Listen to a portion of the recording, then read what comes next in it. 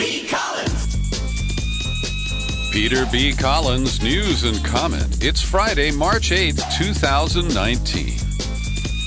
In an era of widespread cowardice, Chelsea Manning once again stands up and shows real courage, defying a demand to testify to the grand jury investigating WikiLeaks. I wish we could see principled people in other arenas in this country these days. Well, it is an interesting week of developments, and I've held off to get a better picture of exactly what we have learned about the investigation into WikiLeaks. And today, a federal judge ordered Chelsea Manning into prison until she agrees to testify before a grand jury that's investigating WikiLeaks, or until that grand jury is dismissed. It could be a long time. When she was peppered with questions, and I want to underscore that this is not an investigation so far, from everything we know, into any role that WikiLeaks played in the release of Hillary Clinton's emails during the 2016 campaign, and John Podesta's emails as well. And as she is asked a series of questions, she responded, "All of the substantive questions pertain to my disclosure of information to the public in 2010, answers I provided in extensive testimony during my court-martial in 2013. I responded to each question with the following statement. I object to the question and refuse to answer on the grounds that it is in violation of my First, Fourth, and Sixth Amendment and other statutory rights." The judge, Claude Hilton, had Manning jailed on a civil charge of contempt, and as I mentioned, it is open-ended. It's indefinite. And the account that I'm working from here is by the talented young journalist whose work I tout on a regular basis, Kevin Gosztola, who publishes at his own site, Shadowproof. And he live blogged the Manning court-martial at Fort Meade some years back. That was in 2013, and that's when I first became aware of Gosztola's work. And I credit him for turning to get reaction.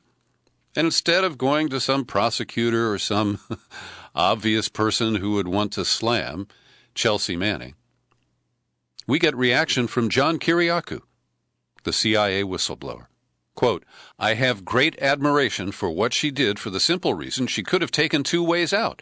She could have testified, or she could have gone before the grand jury and just answered each question with, 'I don't recall.' But she didn't do either one of those things. She cited her constitutional rights under the First, Fourth, and Sixth Amendments. She took the hard way, and the hard way is the admirable way because she's standing on principle, and for that I have great admiration." And Kiriakou went on to say, "I was only in prison for 23 months. I was never in solitary confinement. She was held for more than 6 years, spent 2 years in solitary. And I have PTSD from prison. I can't imagine having to go back to prison, even if it's on a relatively temporary basis, just because to go back is such a psychological trauma. I'm not even sure how I would deal with it, so the fact that she went in with her eyes open just confirms to me how brave she is to stand on her principles."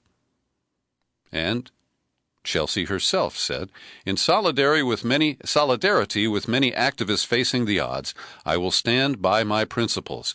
I will exhaust every legal remedy available. My legal team continues to challenge the secrecy of these proceedings, and I am prepared to face the consequences of my refusal." Wow. And what exactly is going on?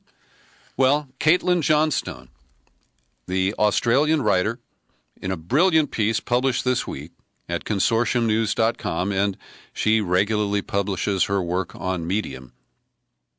She does a great job.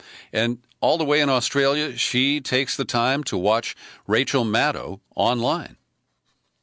And she ties together corrective information about what has come from Rachel Maddow and other corporate media outlets, or what is it, the Ministry of Corporate Propaganda? Anyway, what we need to underscore is that the Washington Post has reported that U.S. officials, speaking on the condition of anonymity, as always, say the case against Assange is based on his pre-2016 conduct, not the election hacks that drew the attention of Special Counsel Mueller. Now, this does not preclude that Mueller may be also investigating 2016 activities. But it is a strong suggestion that he is not. And I find that fascinating. And so, Caitlin Johnstone dubs Rachel Maddow the Russiagate Grand Wizard. And she said if you were watching her, you might think that she would report this revelation, that an unfounded belief held by many of her viewers has been completely and thoroughly disproven. But no, instead she flat out lied about it. Quote from Johnstone, on Tuesday night's episode, Maddow blatantly deceived her audience by weaving this story about Chelsea Manning's subpoena into her conspiratorial Russiagate ramblings about Roger Stone, despite the stories having absolutely nothing whatsoever to do with one another. And I watched this, and I was not aware of the Washington Post report at that time, which essentially excludes 2016 activities from this investigation so far. So, without pausing, Maddow began talking about the sealed case against Assange and the Manning subpoena, falsely suggesting that these had something to do with the things that she had just been speaking about, Roger Stone and the House Judiciary documents that have been requested by the new Nadler team there. Later, in reading the Johnstone piece here, late Thursday, Manning revealed she's fighting a subpoena to testify before a grand jury that's been investigating Julian Assange for nearly 9 years. This is a quote from the Daily Beast. But Manning isn't the only one being dragged into the aging probe of WikiLeaks' first big haul. A former WikiLeaks volunteer who was friends with Manning was subpoenaed last May. And Johnstone points out that Maddow knew this and willfully distorted it to fit her narrative. Quoting from Maddow, what we saw today in Virginia, something appears to be happening in federal court pertaining to WikiLeaks and Julian Assange. And this is happening as the president's longtime advisor, Roger Stone, goes to trial for lying to Congress and witness tampering, allegedly about his supposed communications with WikiLeaks during the campaign. But as Johnstone points out, she just plain lied by suggesting that the Virginia grand jury has anything at all to do with Roger Stone's walking clickbait shenanigans, the House Judiciary Committee's investigations into possible Trump malfeasance, and Cohen's testimony that Trump had advanced knowledge of the already announced upcoming WikiLeaks drops. Maddow knowingly deceived her, quote, tinfoil pussy hat wearing audience. That's rich, into holding out hope that legal proceedings will soon be vindicating their cult. And Maddow went on conspiratorially to say, if you're interested, you are an interested news consumer following this part of the story, I warn you, just about everything that pertains to WikiLeaks, Assange, and Roger Stone is basically ungoogleable. All the online trash that relates to these characters, put your virus protection on. Well, pushing back, Johnstone says, well, the top results you get when you type in WikiLeaks or Assange's name will always be news stories from conventional sites, many of which today refute Maddow's claim that the Manning subpoena and grand jury have anything to do with the 2016 Trump campaign. And of course, that's the point. I'm quoting again from Johnstone. Narrative management is Rachel Maddow's job, for which she is well compensated, and the more isolated she can keep her audience within a tight, narrow echo chamber, the better she can do that job. Rachel Maddow is nothing more than a Cold War propagandist, promoting falsehoods to keep mainstream liberals supporting long-standing U.S. government agendas. Wow. Her final statement here? The campaign to smear, silence, and imprison Assange tells you all you need to know about the governments that WikiLeaks has exposed. And the mass media's complicity in that campaign tells you all you need to know about them as well. And so Maddow was crowing last night that Manafort got sentenced. But the truth is that they gave him a very light sentence, and this is for his financial crimes, for tax evasion, tax dodging, failure to disclose. It's basically about financial fraud. And the judge in the case, whose name is T.S. Ellis, had already signaled in the trial phase that he didn't really buy what was coming from the Mueller prosecution, and that he viewed this as a way of forcing Manafort to cough up information about Trump in a case that is completely unrelated. Now, we have to be careful here because Trump sees this as vindication and wants to claim that the judge said that there was no collusion. But we have to listen carefully. And I want to point out that while you know that I'm deeply skeptical of all this Russiagate stuff, the one thing that gives me a little pause, I got to be honest about this, is that Trump's repeated and robotic denials.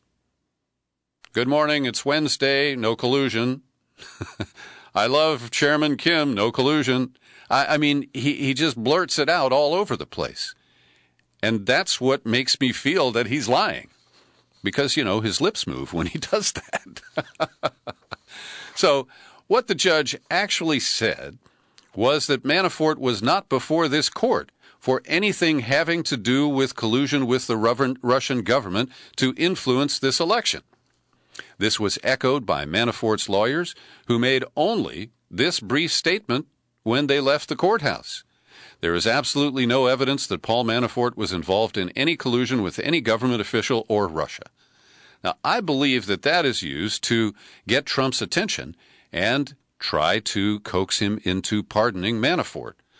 I don't think he can get away with pardoning Manafort because the illusion has been created that they're co-conspirators on the Russiagate matter, even though that has not been proven. And keep in mind, even as Manafort is being sentenced in the second case in the District of Columbia by Amy Berman Jackson next week, there is still no allegation that he has participated in some sort of a conspiracy related to meddling in the 2016 election. Now, Judge Ellis did go a little too far because he claimed in sentencing Manafort at the low end of the recommended range that Manafort has lived an otherwise blameless life. Now, that, frankly, is bullshit. And over at The Atlantic, staff writer Franklin Foer did a great job pointing it out. His column repeats that phrase over and over. In an otherwise blameless life, Paul Manafort lobbied on behalf of the tobacco industry and wangled millions in tax breaks for corporations. In an otherwise blameless life, he helped Philippine President Marcos bolster his image in Washington. In an otherwise blameless life, he worked to keep arms flowing to the Angolan Generalissimo Jonas Savimbi. In an otherwise blameless life, Manafort was kicked out of the lobbying firm that he started, accused of inflating his expenses and cutting his partners out of deals. And here's the one I don't agree with. In an otherwise blameless life, he spent a decade as the chief political advisor to a clique of former gangsters in Ukraine. That part's correct. This clique hoped to capture control of the state so it could enrich itself with government contracts and privatization agreements. That is correct. But this is not. This was a group closely allied with the Kremlin, and Manafort, turn the page, masterminded its rise to power, thereby enabling Ukraine's slide into Putin's orbit. Now, that is not true. He was advising Yanukovych to side with the U.S., NATO, and the European Union. And it was Yanukovych who ignored that advice. So this is how these things get embedded in what is otherwise a very accurate set of statements. So let me continue.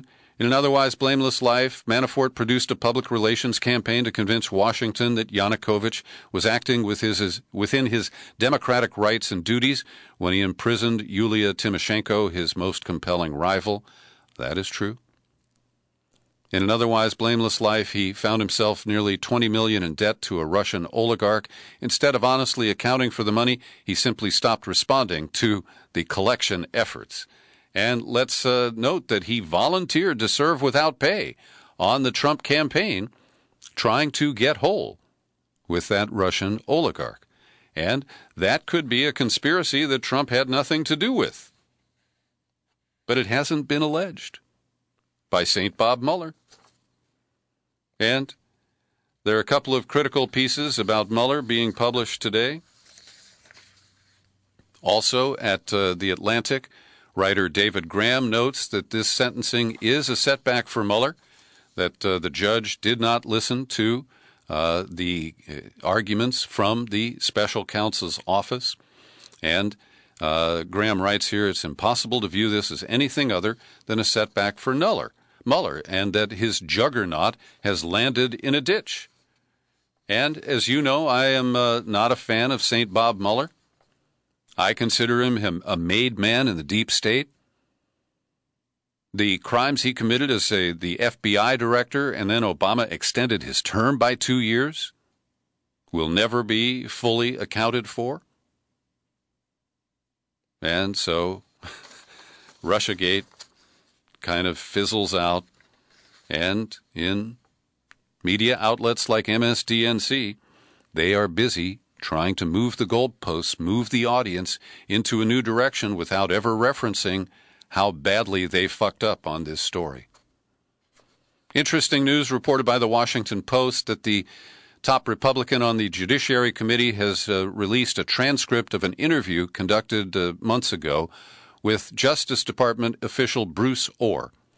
And his name is spelled O-H-R.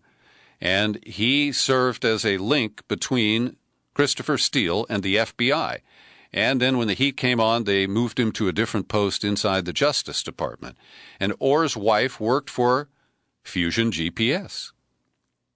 And the fundamental question is, was the Steele dossier used to secure the first FISA court warrant to surveil the Trump campaign and key officials? And I want to widen that to the questions about the whole British operation. Not just Christopher Steele, but Dearlove, John Dearlove, I think his name is, the former head of MI6, who was very tight with the American Stephen Halper, the guy whose name they tried so hard to keep from surfacing in public.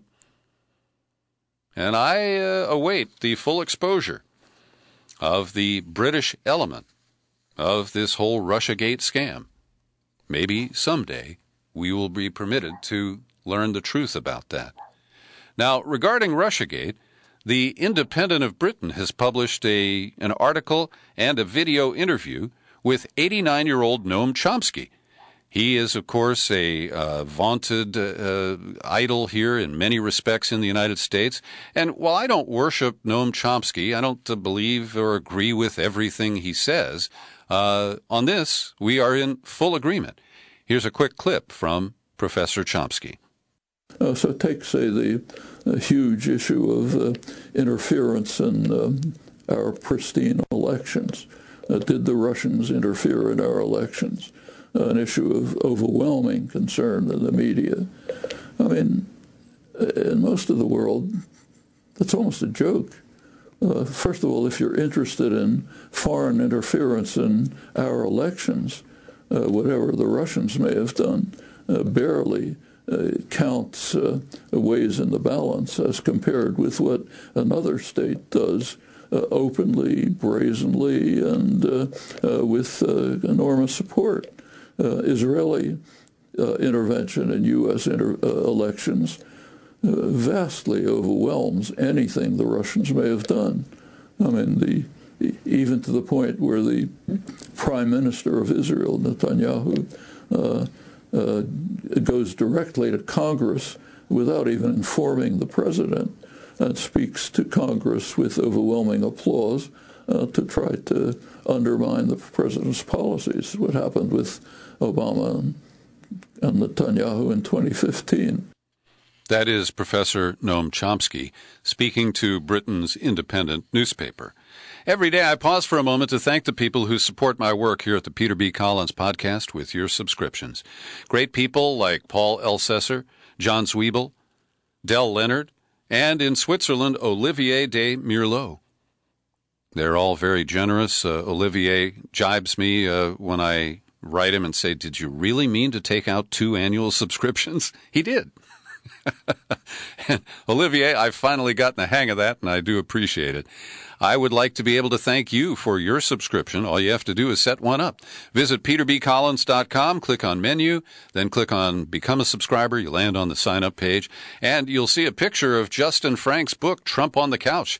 It's the bonus book available to new annual subscribers who give me an address in the continental U.S. Well, the sordid affair of Ilhan Omar and her alleged vile anti-Semitic smears is technically behind us. There was this ugly vote on the House floor yesterday, 407 to 23. 23 Republicans refused to join in a resolution condemning hateful expressions of intolerance of virtually every stripe.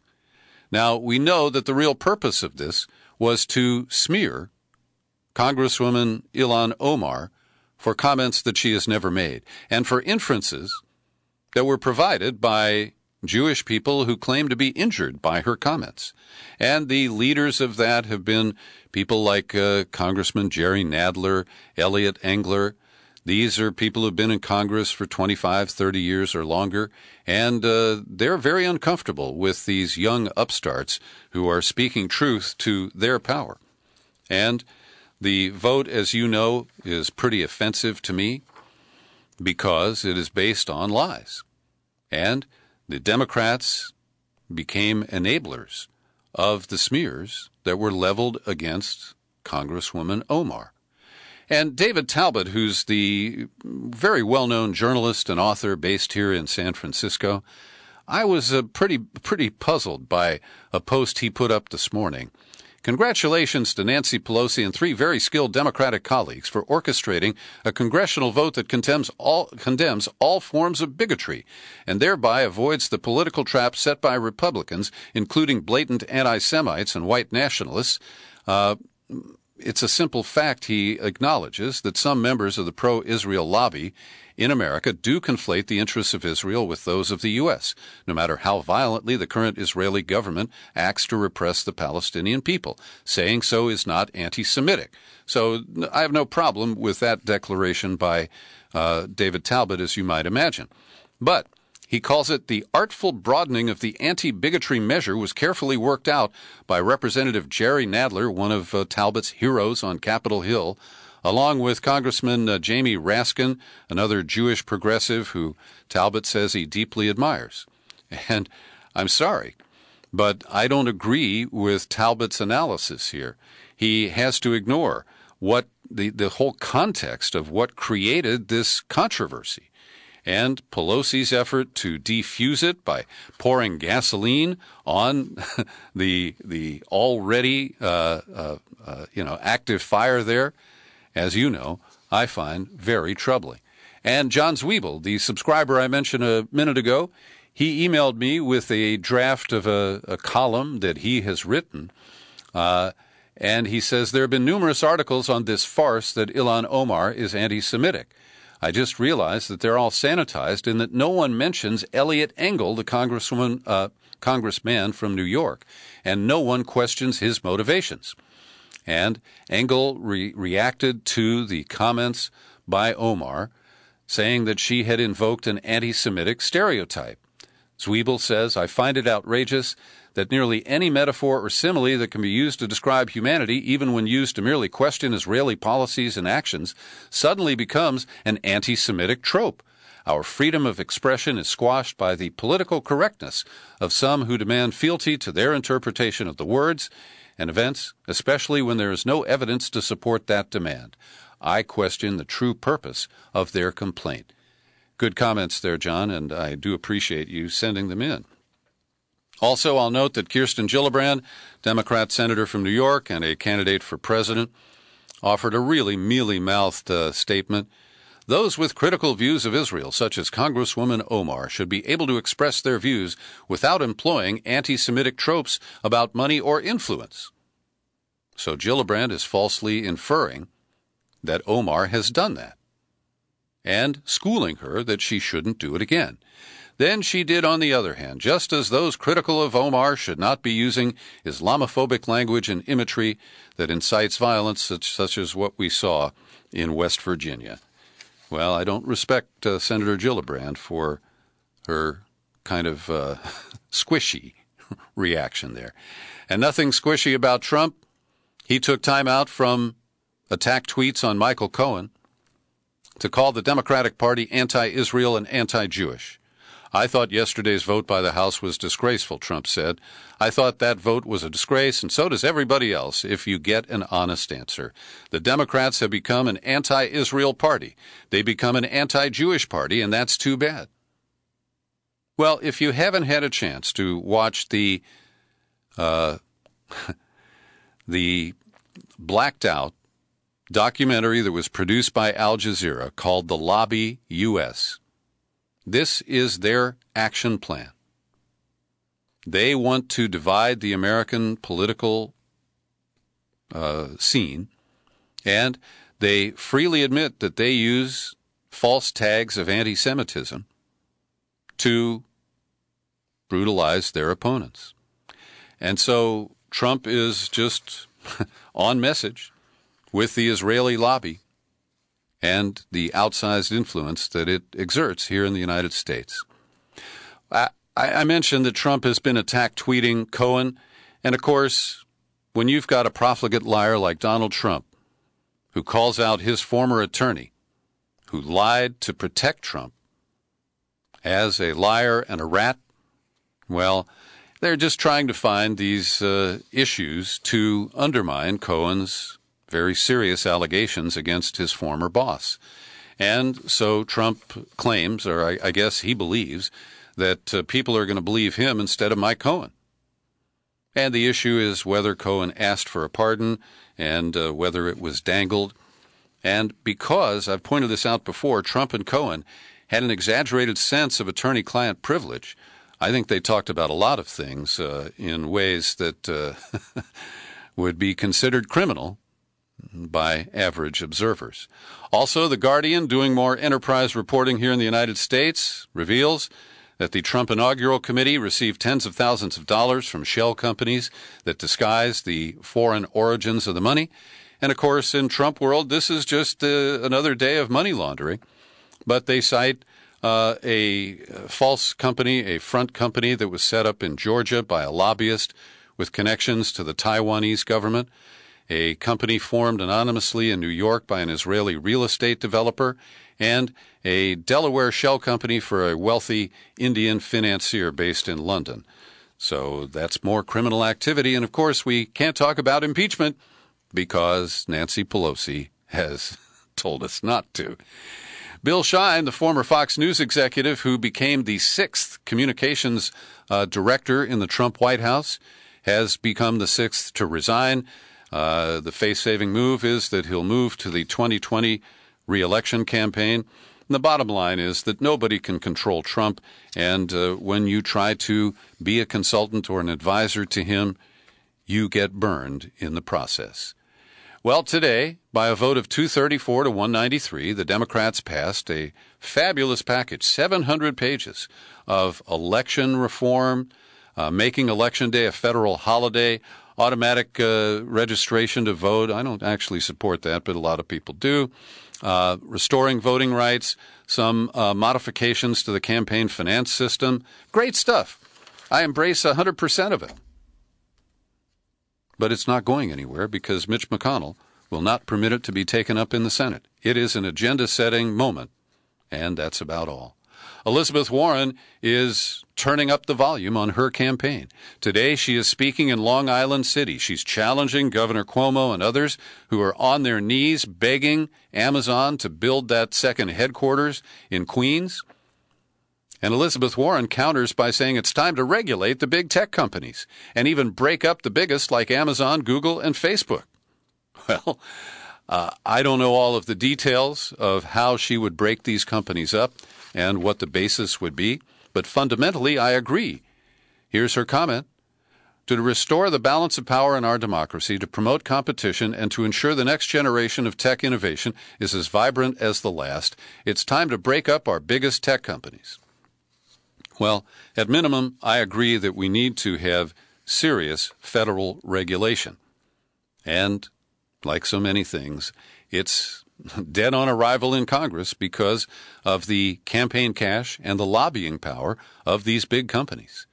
Now, if Elizabeth Warren just turned up the volume, Tulsi Gabbard has turned it up to 11 with this move. She told BuzzFeed that she unequivocally wants to decriminalize sex work. If a consenting adult wants to engage in sex work, that is their right and it should not be a crime. All people should have autonomy over their bodies and their labor. Now, I might argue that this is an effort to offset her history. As you may know, Gabbard is seen as insufficiently progressive because of her past opposition to same-sex marriage, I believe to abortion rights. And so I think that she is trying to compensate here, but I fully support her position. Venezuela has been plunged into darkness for a second day. The power outage appears to be nationwide, and it is hard to tell whether this is caused by aging and decrepit infrastructure, which hasn't been properly maintained due to the financial crisis driven by the sanctions and the effort by the U.S. to take down both the Chavez and now the Maduro governments.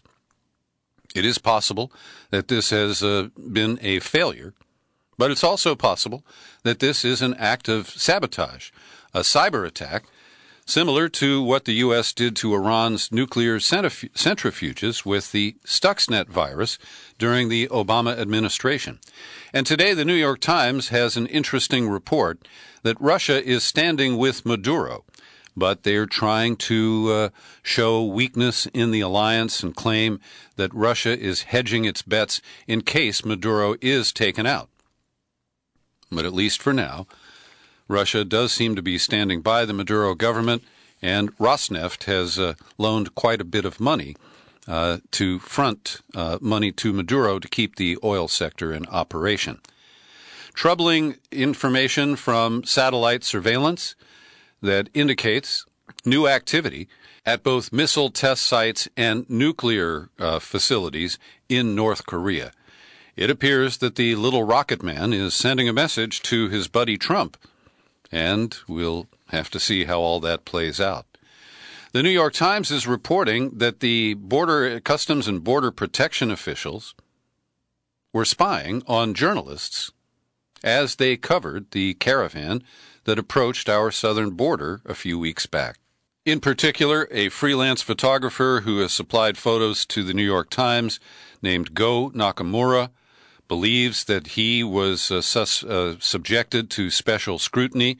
Some Mexican officials demanded to see his passport, and then when he re-entered the United States a few days later, he got a lot of questions, and the questioning alarmed Nakamura when an officer pulled out a document of pictures with about 10 to 14 faces on them and asked him to identify them.